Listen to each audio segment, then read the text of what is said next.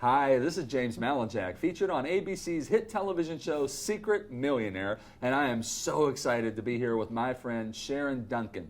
Sharon is a nationally recognized financial educator, author, speaker, and wealth planner. Sharon, welcome. So glad to have you. Thanks, James. Glad to be here. Let's dive right into it. Okay. First thing I want to ask you is, who do you love working with? Who's your ideal client?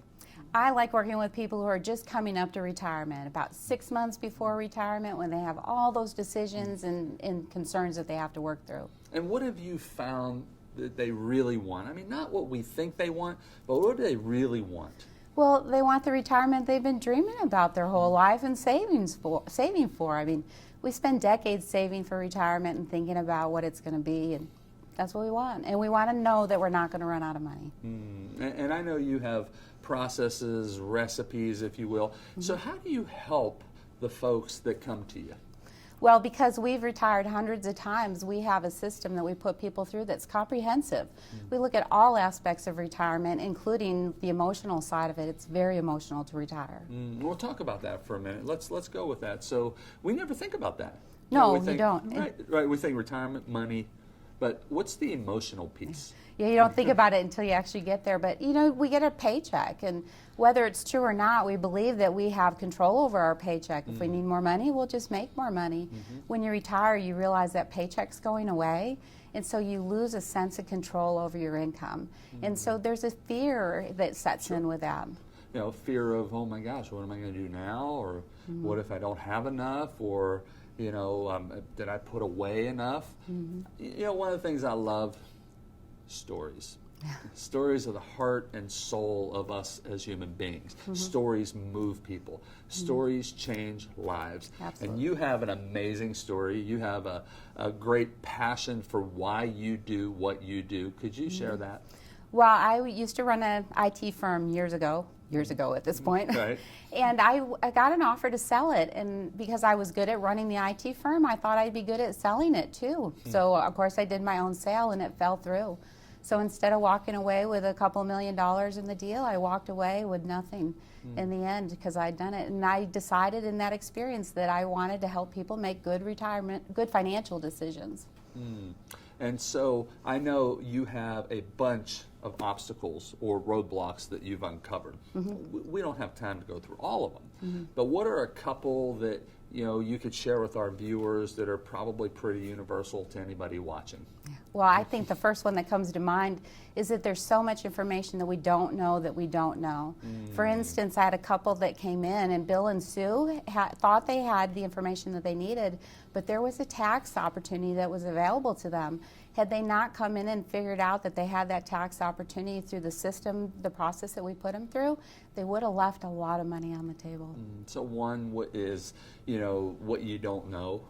What's another big challenge with most folks? Well, I don't know if you've noticed, but there's a lot of information out there with the seminars and the internet and advice from your friends and your family. And by the way, everything on the internet's true, right? Oh, absolutely, absolutely. So you just get overwhelmed. You don't know, does it all agree? The information that's out there is written from the perspective of the person who wrote it, So you don't know what really makes sense and how to weed through it. I think about blogs on the internet. You obviously have certain designations, credentials, if you will. Anyone can put up a financial blog. There's no credentializing that you need, if you will, in order to write. So people like us go on these blogs and start reading, and we think we're getting good advice, right? Right. And it could really turn out to be bad advice, correct? Yeah, absolutely. And there's so many people who are financial advisors that how do you tell the difference? It's like me trying to figure out one cancer doctor from the other. I don't really know enough about their experience and their technical skills to evaluate them. That's a real problem. Then you have these financial shows. Yeah. I don't even watch television financial shows anymore. I don't read the financial publications because, I realize something, that you got this person over here saying this, and you got somebody completely saying the opposite.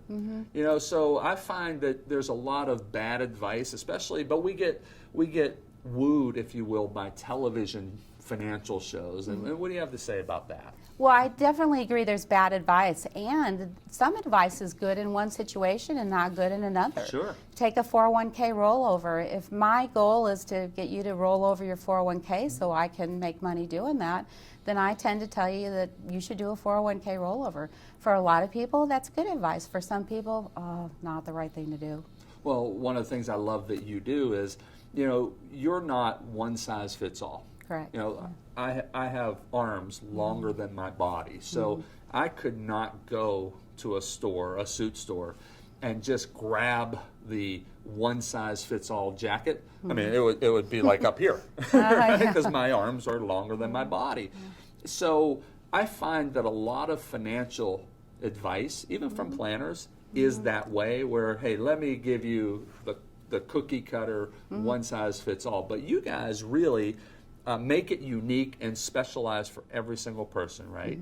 Yeah, we call it the drive-through financial plan. The drive-through, I've not heard that. Yeah, well, when we first got our licenses, we were taught to do a financial plan, and it literally took 10 minutes to put the data in there, and out would come this beautiful-looking report, and it was a financial plan. Now we spend hours, just hours, on each person's individual situation, because gosh, if you want to not run out of money in your retirement or at any point in your financial life, you better understand what the numbers really mean. So we spend a lot of time understanding the truth of the situation. So you're saying I shouldn't go through the drive-through financial plan situation? Well, I wouldn't. It may be right for some people.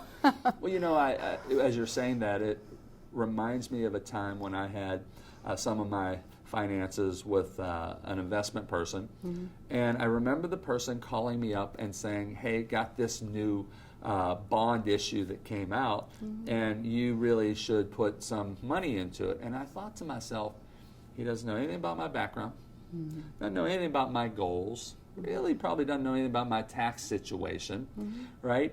Doesn't know what's important to me. Why is he calling me up telling me to put money into this bond issue? Could it be that he has to move a certain number of bonds to, kind of stay kosher, if you will, with his firm? It really wasn't in my best interest. It could have been had he diagnosed me, right, and became my financial doctor, but he was just throwing something at me. And I found that a lot of people like myself or anybody watching might succumb to that type of thing. Well, especially in our society, we're so quick. But honestly, if you went to the doctor and he gave you a diagnosis before he asked you what was wrong, you would know that may not be. Or found out about my family medical history or my past surgeries, etc. I always say, look, if God forbid, if something happens to me health-wise, I'm not going to Google and trying to figure out what's wrong with me and trying to diagnose and prescribe. I mean, I'm going to go to my primary doctor that knows my history, knows what I'm trying to do with my body, and if necessary, then I'm going to a specialist for a certain thing. And that's really what you do for folks, right? That's exactly right. We look at the entire situation, and we have a comprehensive process that we put people through for whatever point they are in their lives. It kind of reminds me of Ann. Ann came in, and she had been on the internet. She'd done her research, and she had made a move with another firm before she came to us, and it just ended up the move she made was not the right move for her, and it was irreversible, because some of the mistakes that you make can't be fixed when it comes to taxes and money. We have these known challenges that could come at us, but then the thing that really gets us are the unknown. The hidden destroyers, if you will, that we don't even see. One of those that I have learned is outliving your money. So could you talk to that person who may not be thinking, like me, who never thought about, medical advancements today, technology, people are living longer, living healthier lives. I may not have enough money to sustain me in retirement. That's true. It's very true. The problem is, one of the problems is not the only one. Right. There's more, Right. of course. But the big problem is that we think in terms of how long we want to live, not how long our bodies are necessarily going to live. So it's easy to say, well, I'm just going to live into my 70s. What I really mean is I only want to live into my 70s. My body may make it to 120 with the way medicine has changed. And you can't necessarily count on some of the systems that have been there for us in the past. So you have to keep those in mind. And sometimes you can't keep it in mind about your own business. You need somebody else outside to say, hey. Oh, absolutely. I mean, you don't try and, prescribe medicine for yourself. I mean, unless maybe you're a physician. Yeah. Why would you prescribe your own financial situation, your own diagnosis? It leads me to one of the big pitfalls is not hiring somebody like you, hiring a professional. Yeah. Do you see that a lot? And where people think, okay, I'm really good here in my business. I can be good at planning out my financial future. You ever run into that person? Yeah, you bet. And that's really what I did with selling the company. I thought I was good at running it. I must be good at selling it. Right. But like when I look at putting together an airplane, I'm clear that I would never be good at putting together an airplane. I think one of the differences with money, though, is that we tell each other that we should be able to do it ourselves, that we're suspicious of people, the professionals. True. And so we tell each other, hey, go on the internet, you can figure it out, or do it the way I did it. And just because it was right for me doesn't mean it's going to be right for you. Oh, I'll just go download some form. Yeah. And just fill out some form and I'm good. Talking about outliving your money, what I find most folks don't take into account is that when you enter retirement age, there are some other hidden things that you didn't plan for, like taxes, like rising healthcare costs. So could you explain to the person watching how important it is now when you're planning to take into account outliving your money, taxes that will be coming at you at that point, and also healthcare costs? They're not going down, they're only going up. Yeah, I think you're right about that. Well, as people, we like to think that the future is going to be exactly like the past. Right. So we think the future healthcare is going to be the same cost as what we've experienced so far, and that's not really the truth. And we like to think things are the same, like the inflation in the grocery store is going to be the inflation of our health insurance, and that's not true either. Right. We also like to take more care about today than the future. So if I have to choose to save money for the future or spend $1 today, we all want to spend the we all dollar think today. right here today what's in front of us. Yep. So by the time you take not enough consideration about the future and want to spend now, it's easy to undersave or to underestimate how much it's going to cost. But if you run out of money at 85, your choices are pretty limited at that point. And a lot of this is due, I believe, to lack of education when we go through school.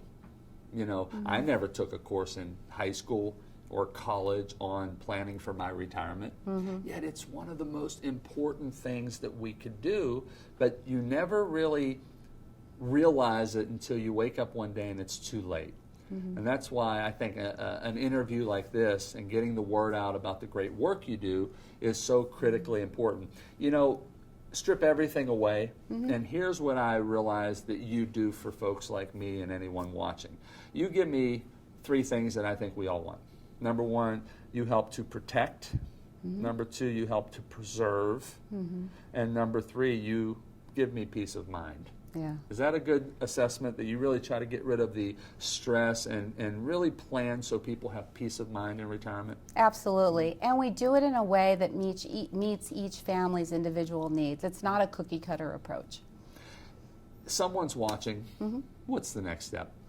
Well, I think the first step is just to take action. Right. So it's so easy to hear advice and not do anything about it. But I'll get around to it. Yeah, but to help your family, you actually have to do something. And to help people with that, we've put together a group of free, comprehensive, valuable tools that they can use. And there's information on the bottom of the screen. They can go ahead and contact us, and we'll be happy to send it their way. Sharon, you're doing great work. Keep doing what you're doing. People need you, and hopefully this interview gets more people to realize that today, right now, is the time they need to start working with you. Thanks, James. I appreciate it.